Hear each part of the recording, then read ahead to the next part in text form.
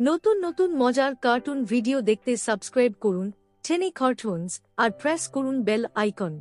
এক ছিল ছোট্ট এক গ্রাম, সবুজ মাঠে ঘেরা, পাখির ডাক আর নদীর সুরে ভরা।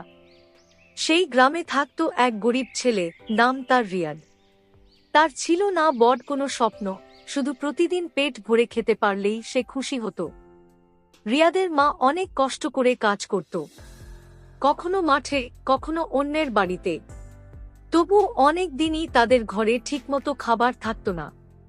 রাতে ঘুমানোর আগে রিয়াদ আকাশের দিকে তাকিয়ে ভাবত, ইস, যদি আকাশ থেকে একদিন ভাত আর তরকারি পড়ত, তাহলে আর মাকে এত কষ্ট করতে হতো না।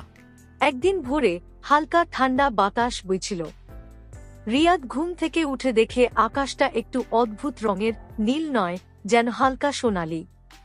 হঠাৎ টুপ টুপ মাটিতে কিছু একটা পড়তে শুরু করল। রিয়াদ অবাক হয়ে দেখল, ওগুলো বৃষ্টি নয়, গরম গরম লুচি। তারপর একটু পরেই মিষ্টি রসগোল্লা, সুগন্ধি পোলাও আর ঝাল মুরগির মাংস। পুরো গ্রামে শুরু হলো খাবারের বৃষ্টি।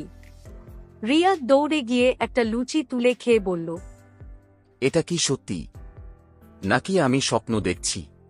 তার মা অবাক হয়ে শুধু আকাশের দিকে তাকিয়ে রইল, কারণ এমন অলৌকিক ঘটনা তারা জীবনে কখনো দেখেনি। দিনটা পুরো গ্রামে যেন উৎসবের মতো কেটে গেল।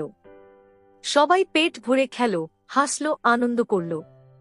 রিয়াদ আর তার মা অনেকদিন পর তৃপ্তি করে খেয়ে রাতে ঘুমাতে গেল। কিন্তু পরের দিন ভোরে আবারও শুরু হলো সেই আশ্চর্য ঘটনা। আকাশ থেকে ঝরতে লাগল গরম খিচুড়ি, মিষ্টি দই আর সুস্বাদু মাছ ভাজা। গ্রামের মানুষ এবার একটু অবাক হল, আবার একটু ভয়ও পেল।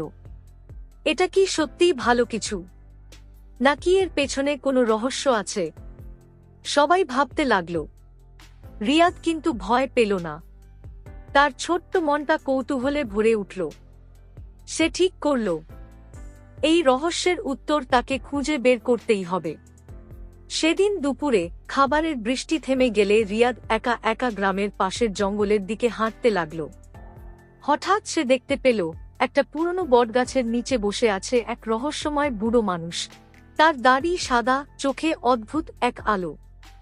রিয়াদ ধীরে ধীরে এগিয়ে গিয়ে বলল, দাদু, আপনি কি জানেন আকাশ থেকে খাবার কেন পড়ছে? বুড়ো মানুষটি মৃদু হেসে বলল, সবাই শুধু খাওয়া দেখে খুশি হচ্ছে, কিন্তু তুই প্রশ্ন করতে এসেছিস, তাই তোকে সত্যিটা জানার যোগ্য মনে হচ্ছে। রিয়াদের বুকটা ধকধক করতে লাগল। সে চুপচাপ বুড়ো মানুষের দিকে তাকিয়ে রইল।